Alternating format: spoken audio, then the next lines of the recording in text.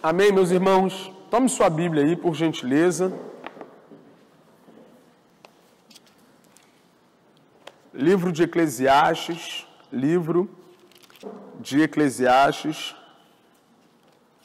capítulo 4.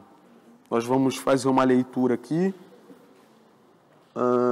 até o versículo 3, capítulo 4 até o versículo 3, só para a gente introduzir a mensagem. Mas, como alguns irmãos já sabem, semana passada nós começamos uma série de mensagens nesse livro de Eclesiastes. A gente está fazendo uma exposição panorâmica do livro, pois a partir de muita reflexão, prestando atenção em algumas coisas, eu compreendi que o conteúdo do livro é extremamente pertinente ao que nós temos vivido nos dias de hoje. E hoje é a nossa segunda parte da exposição panorâmica do livro. Tá? A primeira parte nós trabalhamos as futilidades da vida de acordo com o livro, e nós vimos que Salomão tem uma visão da vida a partir, no livro, na verdade, tem uma visão da vida a partir do entendimento daquele homem que acha que vai encontrar sentido para a vida nas coisas da vida em si. Ele tem essa visão e ele conclui que tudo é vaidade. Ele conclui que nada faz sentido. Ele conclui que nada nessa vida tem capacidade de dar sentido à vida do homem. E aí ele conclui o livro falando que o que o homem deve fazer é temer a Deus. A única coisa que dá sentido para a vida do ser humano é viver para a glória de Deus, temer ao Senhor, ter reverência ao Criador. E aí a gente hoje vai ver uma segunda parte aqui que é extremamente importante, tá bom? Mas me permita ler aqui para eu continuar. Capítulo 4, versículo 1 diz assim: Observei ainda toda a opressão que ocorre debaixo do sol. Vi as lágrimas dos oprimidos e ninguém para consolá-los. Os opressores são poderosos e suas vítimas indefesas. Concluí, portanto, que os mortos são mais felizes que os vivos, mais felizes que todos, porém, são os que ainda não nasceram, pois não viram o mal que se faz debaixo do sol. Amém? Como eu disse, essa aqui é a segunda parte, é o início da segunda parte dessa visão panorâmica do livro. A primeira parte que nós vimos aqui na semana passada consiste nas futilidades da vida observadas por Salomão. Salomão observou muitas coisas na vida e ele viu que essas coisas não têm capacidade nenhuma de trazer sentido para a vida do homem. As coisas da vida em si, elas não são capazes de dar sentido para a vida do ser humano. E agora o que Salomão vai fazer a partir aqui do capítulo 4? A partir do capítulo 4, na verdade, até o capítulo 10, o conteúdo que está dentro desses capítulos poderia perfeitamente estar no livro de Provérbios.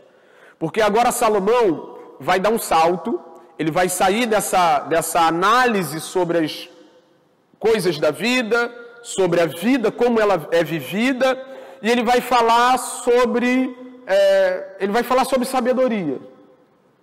Agora, nessa parte aqui, nesse bloco, Salomão vai falar sobre sabedoria. Falar sobre as coisas da vida a partir de uma perspectiva de um sábio que ele era. E aí, eu queria nesse ponto aqui, evitar um pouco, sair um pouco das questões proverbiais e ficar na linha do que nós começamos na semana passada. Nós começamos na semana passada falando sobre futilidade da vida, e dentro desses ditos aqui de Salomão, dessas observações, numa perspectiva de um sábio, a partir de uma visão de sabedoria, ele continua mostrando para nós que ainda há muitas questões fúteis dentro dessas observações, e é sobre isso que eu queria ver com vocês. Eu li aqui os 3 primeiros versículos do capítulo 4, mas honestamente não era algo que eu queria abordar hoje, nesse momento aqui com vocês. Dentro dos 6 capítulos aqui que nós vamos ver, eu vou extrair aquilo que julgo está dentro do nosso da nossa linha aqui de entendimento sobre futilidade da vida e passar para vocês essa manhã, né? Salomão começa esse novo bloco falando sobre, como nós lemos, né, a opressão dos oprimidos, aqueles que são esmagados, são abusados pelos seus opressores, mas logo, a partir do versículo 4, ele começa a falar de uma coisa que é extremamente comum nos dias de hoje e na vida do ser humano, tá bom? Queria começar disso aqui, onde Salomão fala sobre a inveja na vida do ser humano e as alternativas da inveja. Vamos lá no versículo 4 que a gente vai entender melhor do que a gente está falando, né? Descobri que todo o trabalho e toda a realização surgem de competição que existe entre as pessoas. A palavra competição ali, em outra tradução, está escrito inveja. Tá bom? Ele diz que todo o trabalho, mas tudo que se faz nessa vida, parte de um sentimento de competição ou de inveja. Tudo. Mas isso também é absurdo e é correr atrás do vento. De que Salomão está falando aqui? Salomão está falando de um cara que vai gastar a sua vida, gastar o seu tempo, gastar a sua saúde. Ele vai trabalhar a vida toda para construir um império. Por quê? Porque o outro tem. O outro construiu uma casa colonial. Aí ele vai trabalhar a vida toda para construir uma casa colonial. O outro trocou de carro, jogou o 2018 para trás, agora está com 2019. E ele tem que correr atrás de comprar um carro 2019. É o trabalho por inveja. Ele não trabalha porque tem que trabalhar, o homem não faz os seus afazeres porque tem que fazer, mas é sempre pautado na vida de outro. E eu me lembro numa época, quando eu estava para casar com a Ilana, ela deu uma crise na época, né? Começou a falar que as coisas não estavam andando, que não estava bom e que não sei o que lá, mas me deu um estalo na hora e eu comecei a perceber o que estava acontecendo. Ela estava vendo algumas pessoas ao redor dela casando. E as coisas acontecendo. E a fulana que fez a festa. E a ciclana que viajou. E ela começou a entrar em parafuso. Eu falei, opa, a nossa vida não é vida do outro. E isso é muito sorrateiro. Quando você vê, você já está olhando para o outro e dizendo, eu tenho que fazer também. Quando você menos espera, você está olhando para o outro e dizendo, eu tenho que ter também. O outro construiu, eu preciso construir. O outro comprou, eu preciso comprar. O outro se formou, eu preciso me formar. O outro fez, eu preciso fazer. E isso é viver por inveja. Isso é trabalhar por inveja. Isso é construir por inveja. Isso é se desgastar por inveja. E Salomão diz, também é um absurdo é correr atrás do vento. Não faz sentido. Trabalhar para construir algo porque alguém tem, porque alguém fez, porque alguém conquistou, porque alguém conseguiu, é correr atrás do vento. E como eu disse, isso é sorrateiro, isso é mais comum na nossa vida do que se parece. Você nunca vai confessar e vai assumir e vai dizer, rapaz, comprei porque vi no pé do outro. Você nunca vai dizer isso, mas você comprou porque viu no pé do outro. Sim ou não? Você nunca vai dizer, eu fiz aqui porque vi em outro lugar. E achei legal, achei bonito, e eu quero ter isso também. Mas foi isso que aconteceu. Sabe? Então viver em função da vida do outro é viver por inveja, viver por competição. A inveja, em primeiro lugar, ela faz a gente viver como se estivesse competindo. Mas em segundo lugar, e essa parte aqui eu comecei a rir sozinho em casa, né? No versículo 5 e no versículo 6. Olha só. A primeira parte da inveja, ela faz você correr atrás para ter o que o outro tem. Ela faz você desgastar a vida para construir o que o outro construiu. É como se fosse uma competição. Olha a outra parte da inveja. O tolo cruza os braços e destrói a própria vida. Versículo 6. Melhor é ter um punhado com tranquilidade do que 2 punhados à custa de muito esforço e de correr atrás do vento. O primeiro invejoso constrói e trabalha porque o outro tem. O segundo invejoso cruza os braços e diz assim, eu não quero isso aí não. É melhor ter um pouquinho e ter paz do que ter esse montão aí com problema. É o que ele está falando aqui.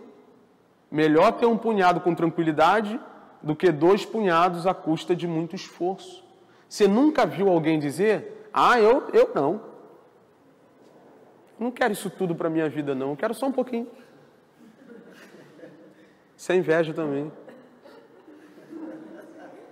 Nunca viu ninguém fazer isso? Eu já. Não, rapaz, isso aí que fulano está fazendo aí, depois a barata vai comer e depois não vai ficar para ninguém. Você está entendendo? É inveja também. Cruzar os braços e não construir nada, alegando que não quer ter trabalho, mas é mentira. É porque ele não tem disposição para correr atrás. É porque ele é um preguiçoso. É por um monte de motivo. E todos esses motivos se resumem em inveja. É mais fácil cruzar os braços e dizer que não quer o que o outro tem, do que assumir. Eu não tenho disposição para correr atrás disso, não. Então a inveja trabalha dessa maneira. Ou faz o homem competir com o que o outro tem, ou faz o homem desdenhar do que o outro tem. Tudo isso é inveja. E segundo Salomão, é como correr atrás do vento. Não traz sentido para a vida. Se você trabalhar em função do que o outro tem para ter, ou se você desdenhar do que o outro tem para não se dar o trabalho, você não vai conseguir achar sentido para a sua vida. É isso que ele está querendo dizer. Uma outra coisa que eu queria observar com vocês aqui, a partir do versículo 7, Salomão fala sobre algo que a gente ouviu muito nessa vida. A gente ouviu muito nessa vida. Só que não com essa perspectiva do livro. Eu, pelo menos, nunca tinha ouvido com a perspectiva do livro. Né? A perspectiva de alguém que está tentando achar sentido para a sua vida. E agora ele está falando de sabedoria.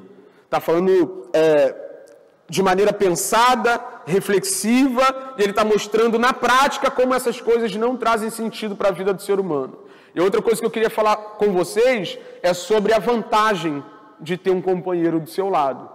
Porque o que mais existe no dia de hoje, e na verdade não são nos dias de hoje apenas, mas sempre existiu, são pessoas que acham que não precisam de ninguém e de nada para viver a sua vida e ter sentido nela própria. Né? Olha o que ele diz no versículo 7.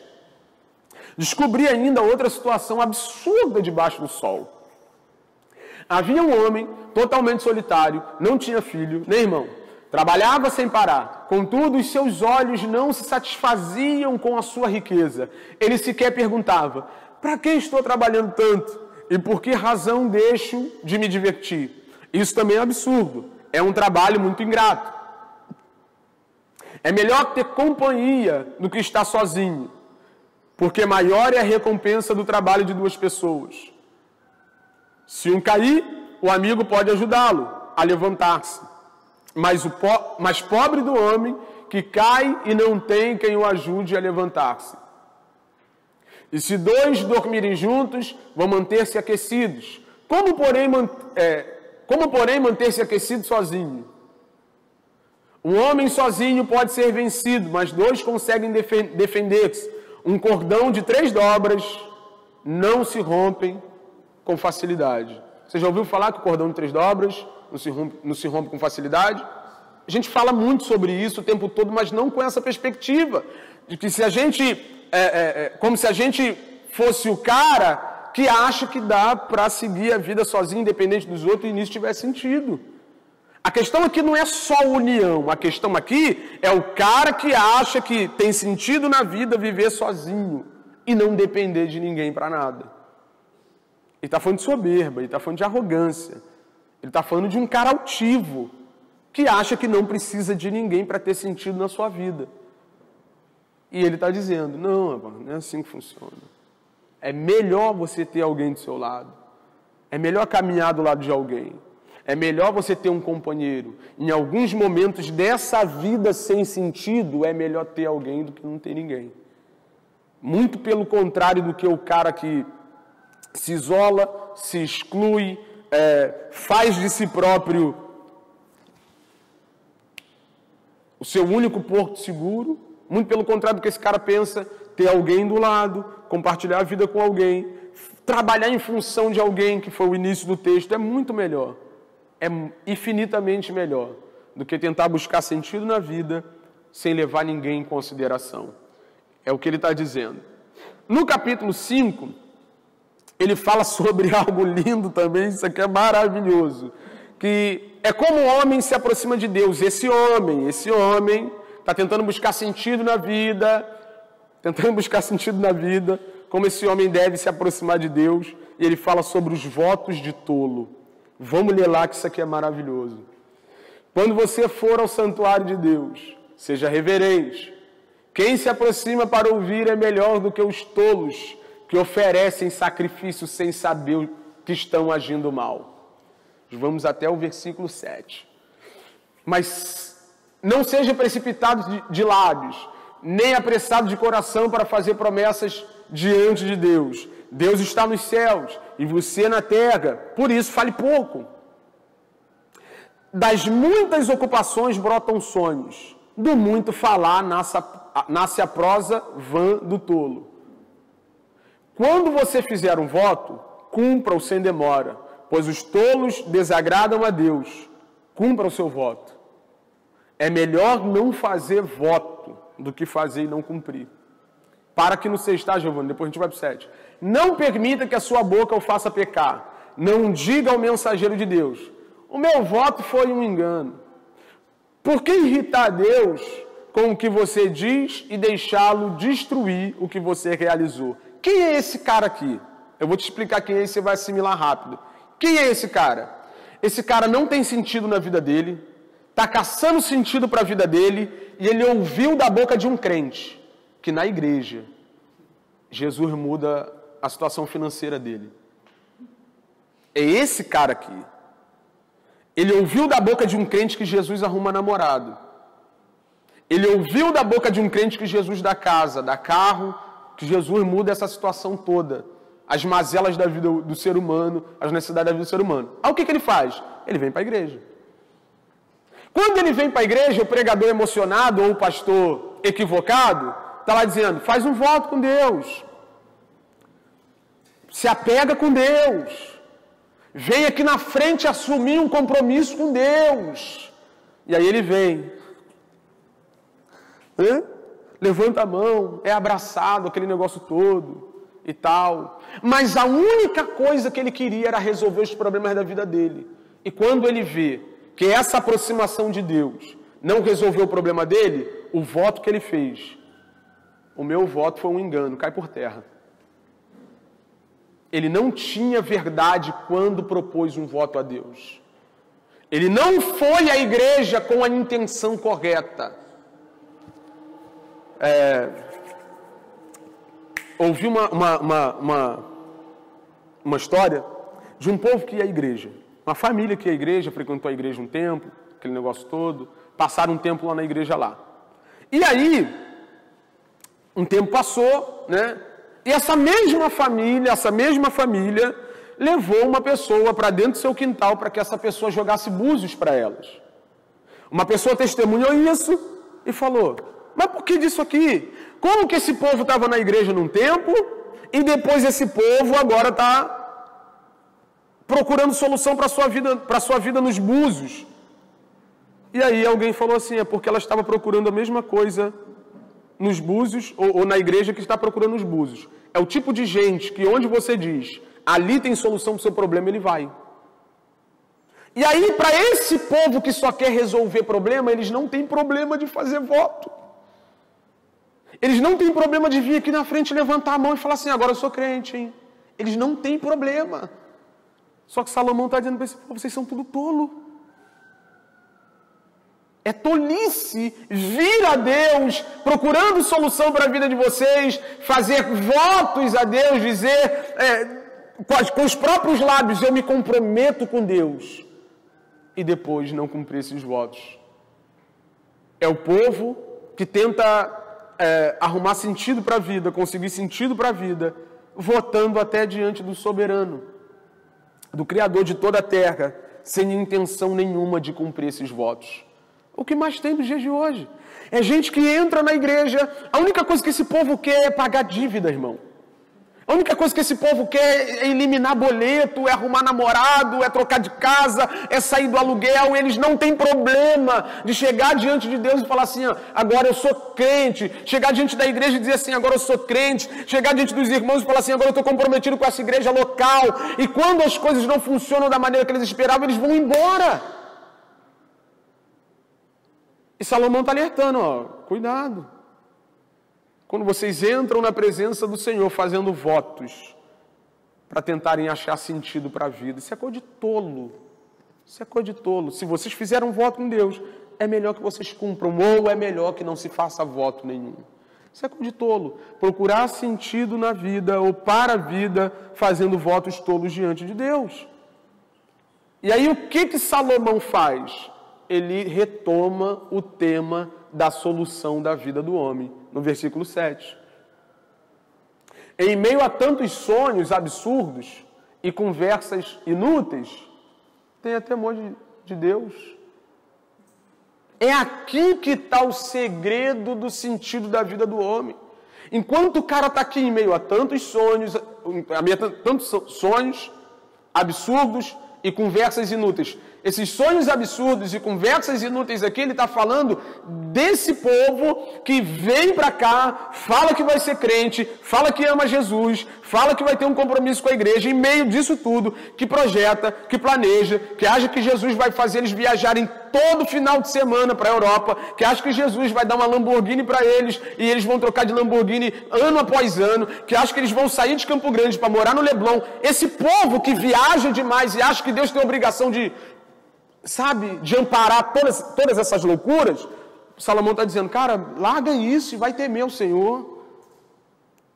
É um povo que acha que vai chegar diante de Deus delirando, e um dia eu ouvi um pastor falar uma coisa e eu achei legal, ele falou assim, ó, Deus cumpre sonhos, não delírios. Deus realiza sonhos, delírio não, irmão.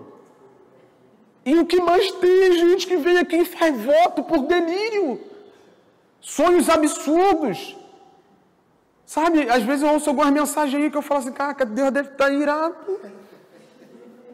E o povo fala em nome de Deus, estava conversando com a nossa irmã Pamela ali, antes do culto, no nosso momento de comunhão, e ela falou algo que é verdade, me chamou a atenção, né? O pregador está diante de 100 pessoas, e é porque ela...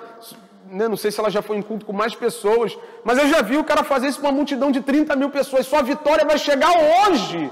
Só 30 mil pessoas recebendo a vitória naquele dia. Não é? E se a vitória não chegou? Você que não pegou, irmão. Você que não teve fé, né? É muito fácil colocar a culpa em cima do povo por causa das nossas maluquices, dos nossos excessos. Mas Salomão está falando, larga esses sonhos absurdos, cara. Larga essas conversas doidas, essas conversas inúteis. Vai temer ao Senhor. É aqui que está o sentido da vida do homem. Nós vimos isso semana passada e nós estamos vendo isso mais uma vez. No meio disso tudo, ao invés de vir para cá fazer voto tolo, ao invés de dizer, Senhor, se o Senhor me der, eu dou, se o Senhor fizer, eu faço, se o Senhor operar e tal, né? Tem gente que fala assim, se o Senhor me der um emprego, meu primeiro salário é do Senhor. Ele não sabe o que ele está dizendo. Eu não. O cara está 2 anos desempregado, cheio de dívida, nem Deus quer o primeiro salário dele, irmão. Isso é voto de tolo, é maluquice. Vem para a presença do Senhor tentando achar sentido para a vida e não sabe nem o que está falando. Você entende isso? Irmão, isso é engraçado, mas é mais sério do que a gente possa pensar. Isso é a maior realidade no nosso meio. É um povo tentando achar sentido para a vida e apelando para votos de tolo. E Salomão falou, cara, vou dar um conselho, esquece isso. E teme o Senhor. Teme ao Senhor. Amém? Uma outra coisa que eu queria observar com vocês aqui, no capítulo 5, é a inutilidade das riquezas. Salomão fala sobre isso. A futilidade das riquezas, começando no versículo 8. Capítulo 5, versículo 8. Ele diz assim, ó. Se você vir o pobre oprimido numa província. Isso aqui você vai lembrar do Brasil na hora. Você pensa que corrupção e abuso do pobre em função de enriquecer é desse tempo? Se você vir o pobre oprimido numa província e vir que lhe são negados os direitos e justiça, pessoal do direito aí, né? Não fique surpreso, pois todo oficial está subordinado a alguém em posição superior, e sobre os dois há outros em posição ainda mais alta. Ele está falando de hierarquia e burocracia entre uma classe e outra, né? A de cima amassa a de baixo amassa que está embaixo, um vai amassando o outro até chegar lá no pé da situação. Mesmo assim, é vantagem a nação ter um rei que a governe e que se interesse pela agricultura. Quem ama o dinheiro jamais terá o suficiente. Quem ama as riquezas jamais ficará satisfeito com seus rendimentos. Deixa eu ver um negócio aqui, porque tem um negócio aqui que eu preciso observar um negócio aqui. A gente vai 10 e 11 e depois a gente pula para o 15. Tá bom, Giovanni? Olha lá. Ó. Isso também não faz sentido, né? Amar riqueza e tal. Versículo 11. Quando aumentam os bens, também aumentam os que consomem. A minha tradução está escrita assim, ó. Quanto mais você tem, mais pessoas aparecem para ajudar a gastar.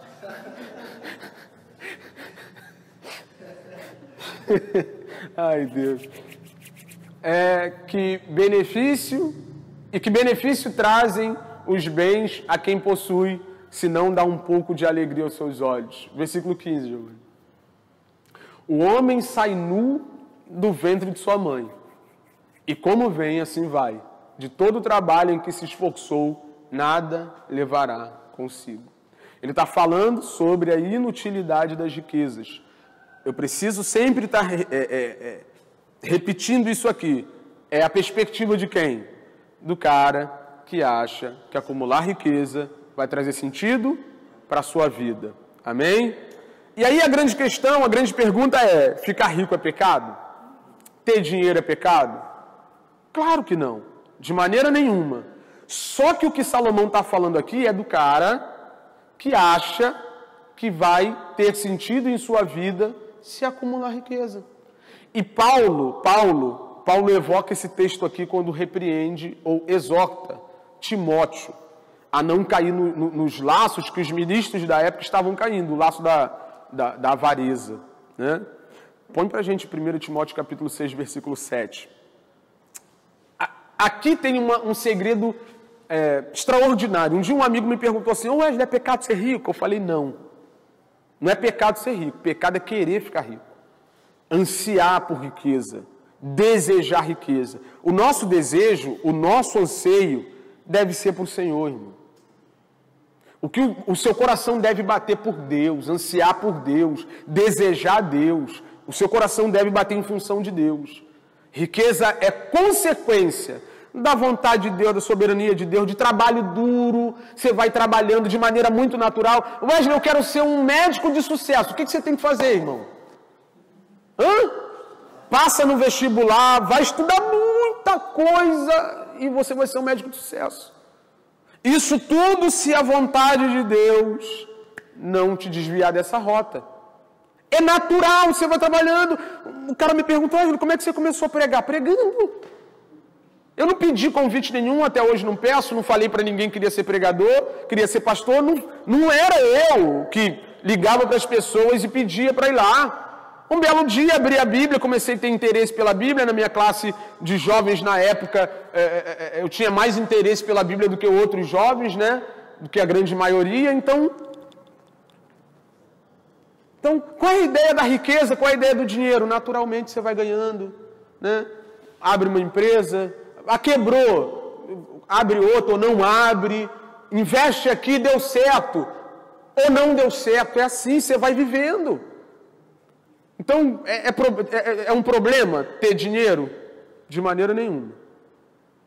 O problema é querer, ansiar, desejar, viver em função de ter dinheiro. Aí se arruma um problema grave. Olha o que ele diz.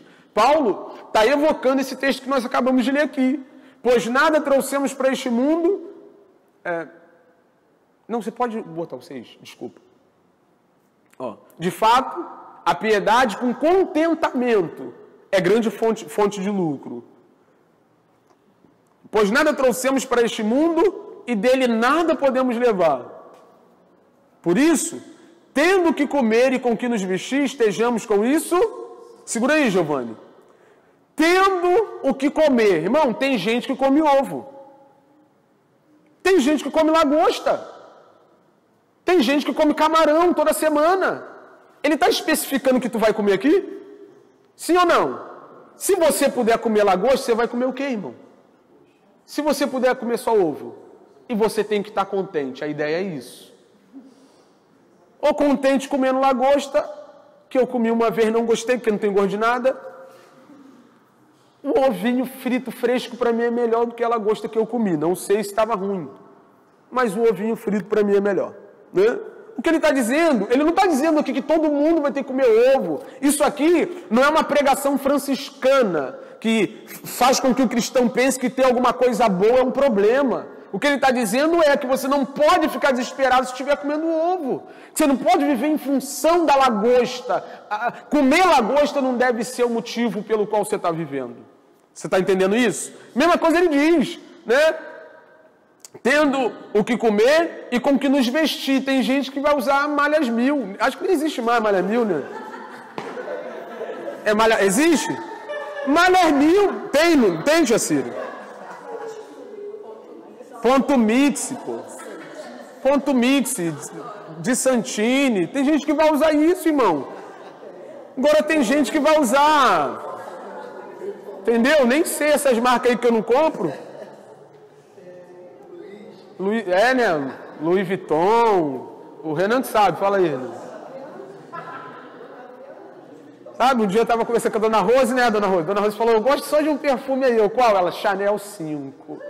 Falei, meu Deus. Eu ganhei um lá que parece até inseticida. A Ilana não gosta.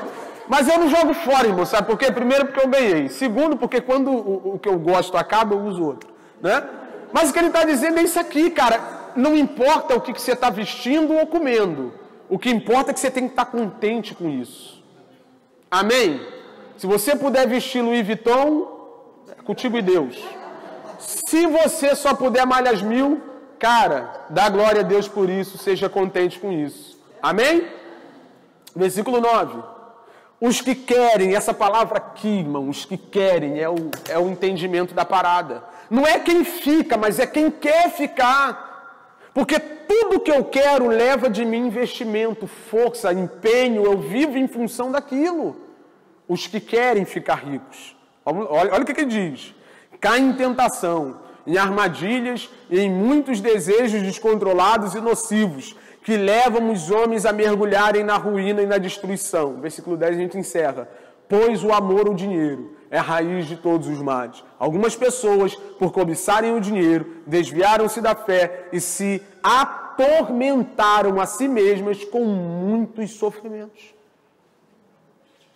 Você está entendendo isso? O cara que está tentando buscar razão para viver, sentido para a vida, acumulando riqueza, esse cara está perdido. É o que Salomão diz, vou ler novamente, pode voltar para a gente lá, Giovanni, Eclesiastes 5:10. Olha o que ele diz no 10, irmão, isso aqui é terrível. Quem ama o dinheiro jamais terá o suficiente. O que isso quer dizer? Não importa quanto ele tenha, nunca vai estar bom. Não importa, irmão. O que ele quer é mais. O que ele quer é mais. O que ele quer é mais. E falta de contentamento, irmão, é uma grave afronta ao Todo-Poderoso, ao Deus que deu ao homem mais do que ele merecia. Naquele grande dia, a Bíblia fala sobre isso, níveis de julgamento, de juízo, né? Você acha que quem vai estar pior diante de Deus? Alguém que não tinha nada, e ficava de boa com isso, ou alguém que tinha tudo e murmurava o tempo todo? O tempo todo questionava, desejando ter mais e fazer mais. Aí Deus vai olhar os dois e falar assim, pô, esse bicho aqui não tinha nada, estava de boa. Eu te dei tudo e você ainda vou te amassar. Né? Nunca é suficiente, nunca vai ser suficiente. Cara que é compulsivo sexual e ele tenta buscar no sexo satisfação para a sua vida, ele vai fazer com uma, com duas, com três, com quatro, com cinco, e ele vai. E nunca vai ser suficiente. A mulher que gosta de uma bolsa, né, compradora compulsiva, ela tem 50, ela nunca vai ter bolsa para sair. Eu gosto, a mulher é uma benção, a mulher é uma benção. Abre o armário, irmão, o negócio cai assim em cima dela e ela grita, eu estou sem... Nunca é suficiente. Né? 60 pares de sapato. Estou sem sapato para sair.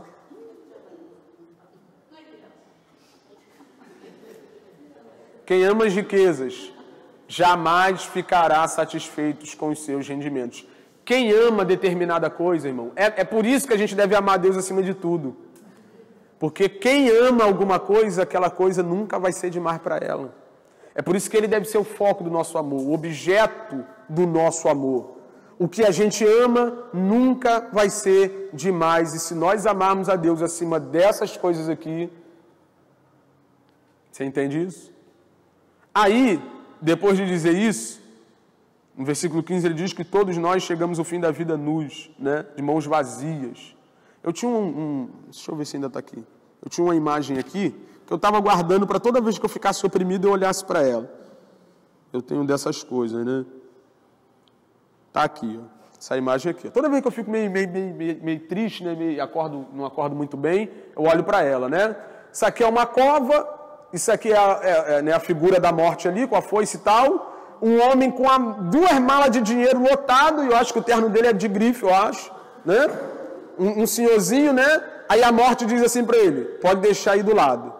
Aqui não há onde usar o que adianta ganhar o mundo todo e perder a sua salvação. Aí tu olha aqui do lado, né? Depois eu mostro de perto se vocês quiserem. Você olha aqui do lado, tem um monte de lata de lixo entupida de saco de dinheiro na beira da cova.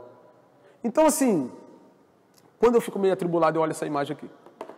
Porque é o que eu estou falando, não é que você não vai trabalhar.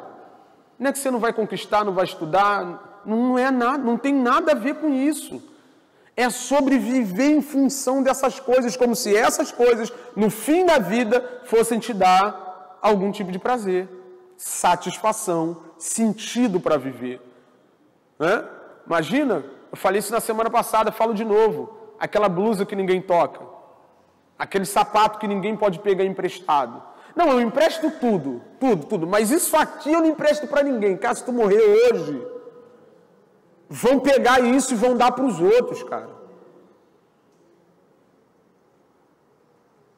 Não, eu quero que me enterre com aquela roupa que eu gostava.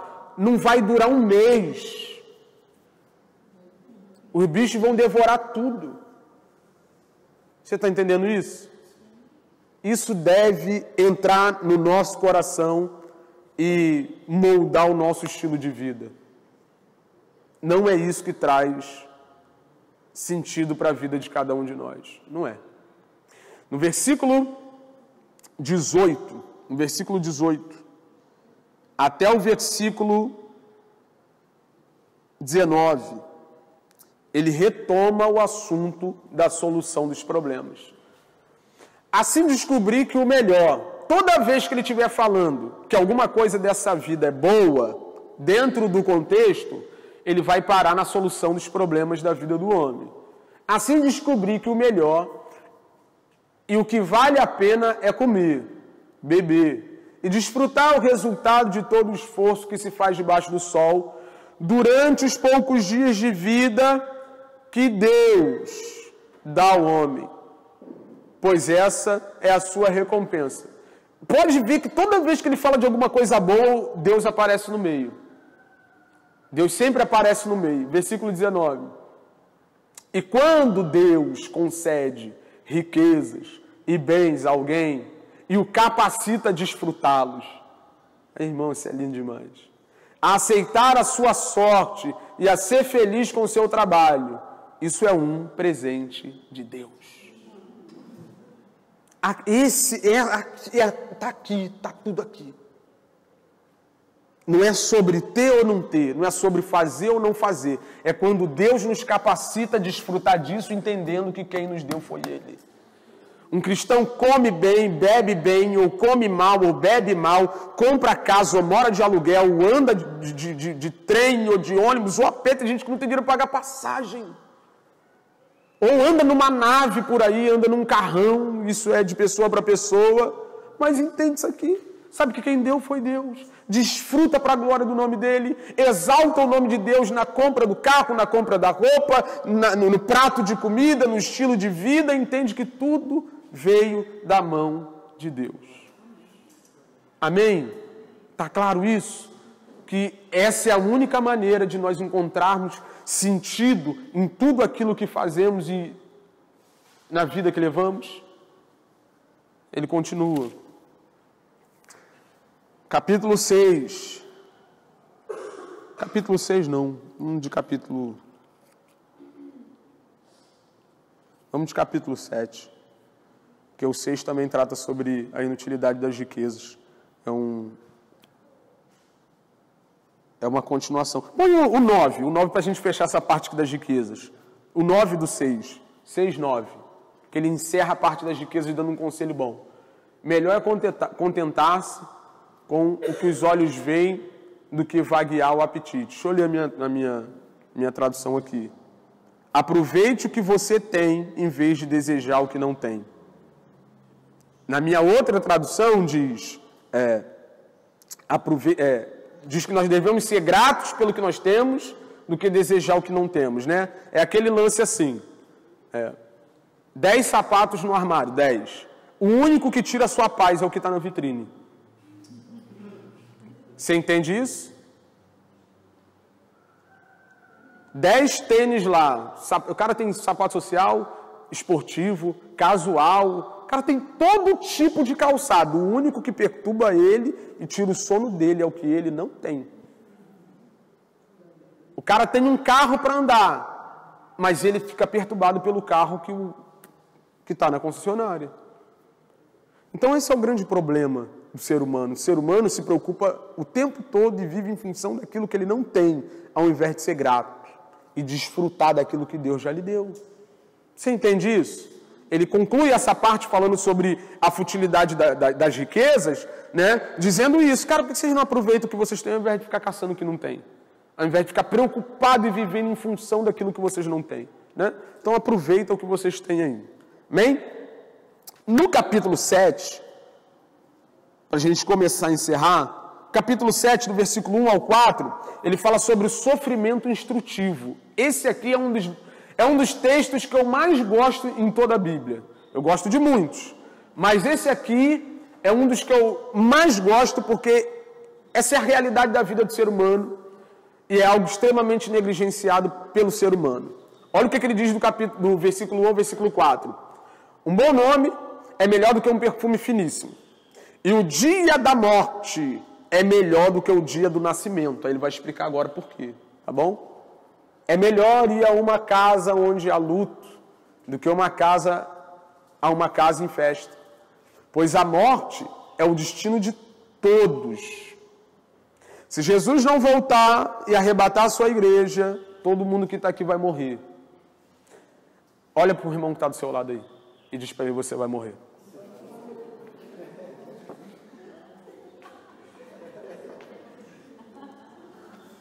E por que isso assusta a gente se a gente sabe que é a realidade? Eu não estava pregando sobre isso não, estava pregando sobre uma outra coisa numa outra igreja aí. Eu fiz a mesma coisa, eu estava falando sobre a volta de Cristo, eu acho. Eu falei assim: segura na mão do irmão aí, só vou fazer essa vez. Segura na mão do irmão, olha para a pessoa que está do seu lado e diz: você vai morrer. Eu ouvi, irmão, alguém do meio do povo dizer assim: está amarrado. Está amarrado. Caraca, que loucura, irmão. É melhor ir a uma casa onde há luto do que uma casa onde há festa. Pois a morte é o destino de todo mundo. Se todos nós aqui fôssemos fazer uma prova para concurso, todo mundo que está aqui fosse fazer uma prova para concurso, seria bom que todo mundo aqui fosse para um cursinho ou não? Para entender com o que a gente vai lidar, sim ou não? Qual é o melhor lugar para entendermos sobre a morte e refletirmos sobre ela, se não o cemitério, irmão? Já que todo mundo aqui vai partir. É o que ele está dizendo. Cara, se todo mundo vai morrer, é bom que todo mundo veja como isso funciona de perto. Aquela pessoa bonita, linda, né?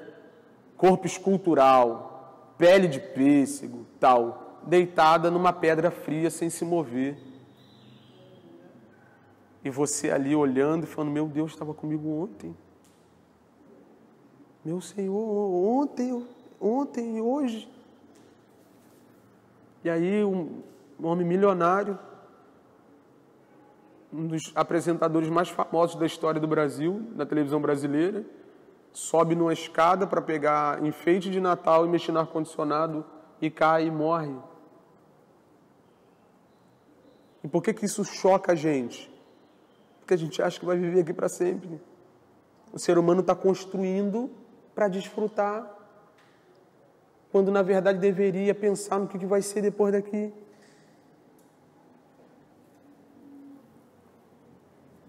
Os vivos devem levar isso a sério, ele conclui dizendo, você deve levar a sério o fato que você vai morrer. Mas a única coisa que a gente consegue levar a sério aqui é o dia que a gente nem sabe se vai chegar. Você entende isso? Isso aqui não é papo de negligente, de alguém que está falando para você assim, esquece o futuro, esquece o amanhã, sai gastando, passa esse cartão de crédito aí porque tu não sabe de amanhã. Não é esse papo, não é esse.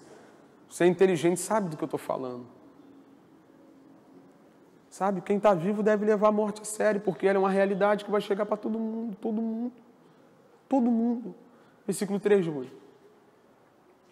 A tristeza é melhor do que o riso, porque o rosto triste melhora o coração. Isso aqui é o contraponto do que o coração alegre, formoseia. Todo mundo gosta desse, irmão. E o coração alegre formoseia o rosto, mas só a tristeza, um rosto triste, mexe com o coração de alguém. Na alegria, ninguém pensa em nada, ninguém reflete em nada, o nego quer zoar e curtir. Ontem, segundo gol do Gabigol, mano, o nego não quer nem saber de... Até eu pulei, pô. O nego não quer saber de nada. Na alegria, irmão, na alegria, e eu brinco muito com a Ilana, né? Eu falo assim, poxa, quando a gente está lá no artesanal, né? A gente nem lembra do amanhã.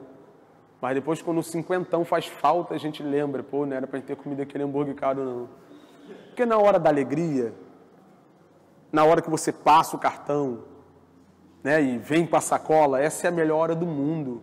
Quando a fatura chega, irmão. Todo mundo quer levar uma sacola do shopping para casa. O que o povo não quer é pagar a fatura quando ela chega.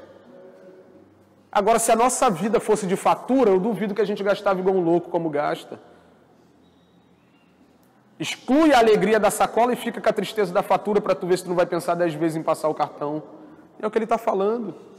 É melhor a tristeza. Por quê? Porque a tristeza mexe com o seu coração, ela faz você refletir. Ele está falando do sofrimento que instrui o ser humano, versículo 4, Giovanni. O coração do sábio está na casa onde há luto, mas o dos tolos na casa de alegria. Sabe? Isso aqui é muito profundo, irmão. É muito, muito, muito profundo. Porque ninguém quer ficar consolando uma família que perdeu alguém, ninguém quer ficar perto de uma família lutada, ninguém quer ficar numa funerária, numa capela, num funeral, ninguém quer ficar. Chama para uma festa para tu ver. Na verdade, para a festa tu não precisa nem convidar, irmão. Algumas pessoas só dão um endereço que elas vão aparecer lá. Só que ele está dizendo que o que faz a gente parar para pensar e entender para onde nós estamos indo, o que nós estamos fazendo da nossa vida, são esses momentos de tristeza, de angústia profunda, que eu costumo dizer que esses momentos colocam o homem em seu devido lugar. O homem acha que pode alguma coisa, acha que é alguma coisa, e Deus mata um só no meio do monte. Isso aí é para vocês entenderem como é que funciona o negócio. Você entende isso? Não lembro a frase exata agora, mas alguém disse que todo funeral clama, grita para o ser humano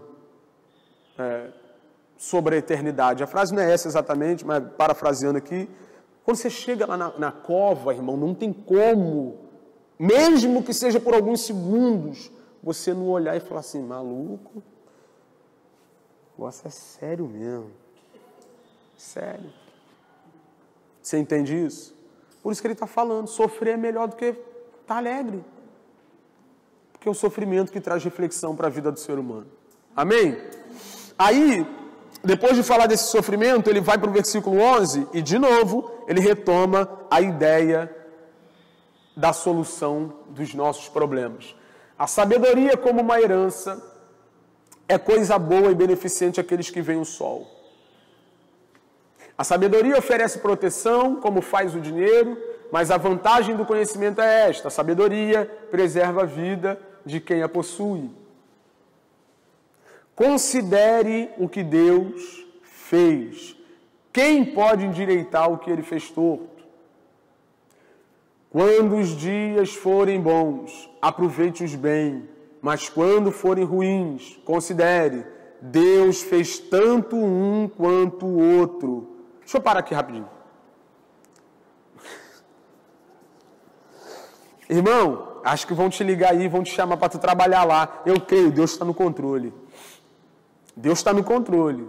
Irmão, não vão te chamar para trabalhar lá. Já ocuparam a vaga. Puxa, onde está Deus? Onde Deus está no controle, Wesley? Quando tudo sai de acordo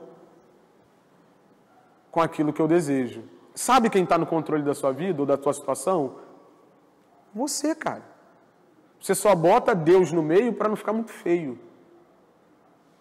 Mas se as coisas correm do jeito que você deseja e Deus está no controle, as coisas correm do jeito que você não deseja, Deus sai do controle, é você que está no controle de sua vida. É você que quer reger as coisas todas. Mas ele está dizendo, os dias ruins devem ser considerados por quê? Deus fez os dois, tanto o dia bom quanto o dia ruim, para evitar que o homem descubra qualquer coisa sobre o seu futuro. Deixa eu ler nessa versão aqui.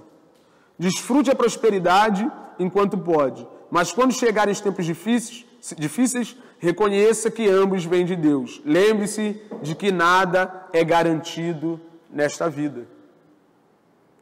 Então, qual é a ideia aqui? A ideia é considerar Deus. Considerar que Deus fez todas as coisas.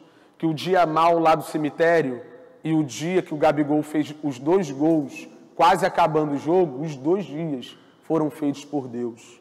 Os 2 dias. Qual é o segredo do contentamento, da satisfação, do sentido para a vida? Considerar Deus. Entender que Deus está por trás de tudo. Tanto das bênçãos que você recebe, quanto dos dias difíceis que você passa. Deus está no controle de todas as coisas. É quem dá riqueza, é quem dá sabedoria, é quem cuida do homem, é quem permite o homem passar por dificuldades. Deus está no controle disso tudo. Amém? Para a gente concluir. Eu queria falar mais umas 2 coisas aqui, mas acabou o tempo. Mas vamos falar só sobre o capítulo 9.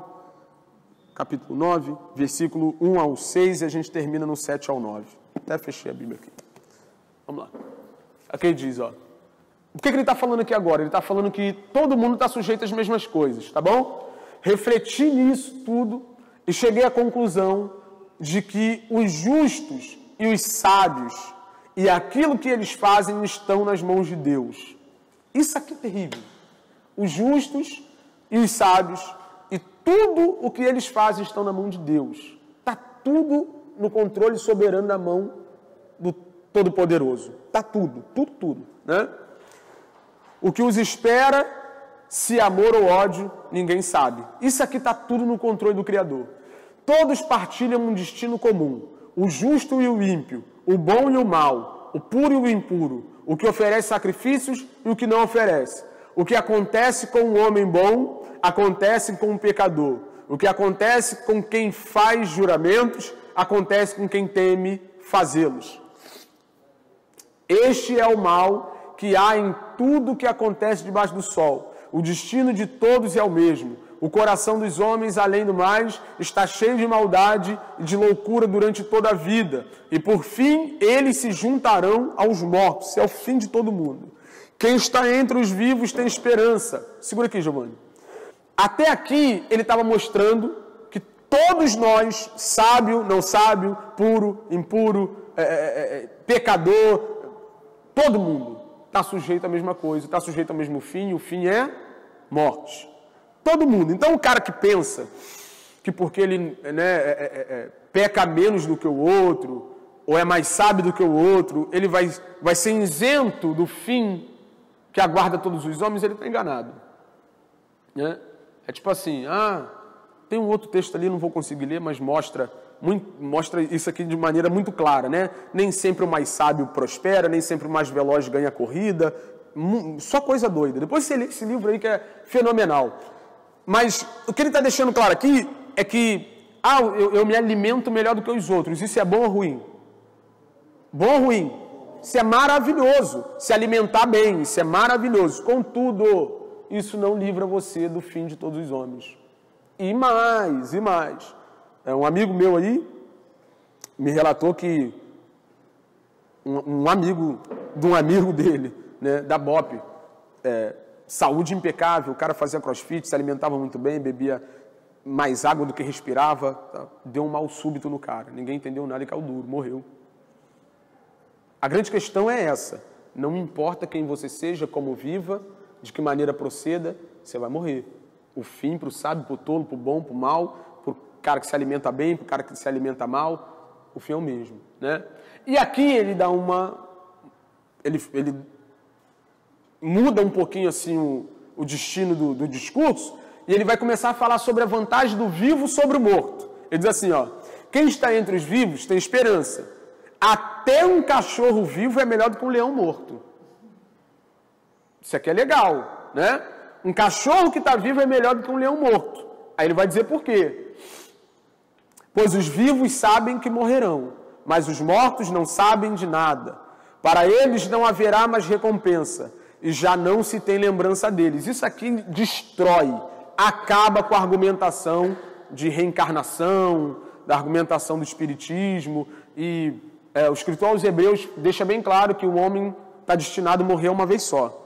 Pois morreu, segue-se, juízo e acabou. Então o morto, irmão, acabou, morreu, acabou, morreu, acabou. Né? O vivo não, o vivo ainda sabe que vai morrer, ele continua, vamos lá. Né? Para eles não haverá mais recompensa, e já não se tem lembrança deles. Versículo 6.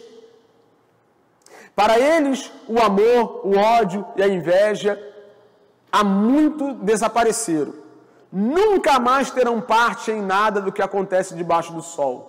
Fundo dos mortos, né?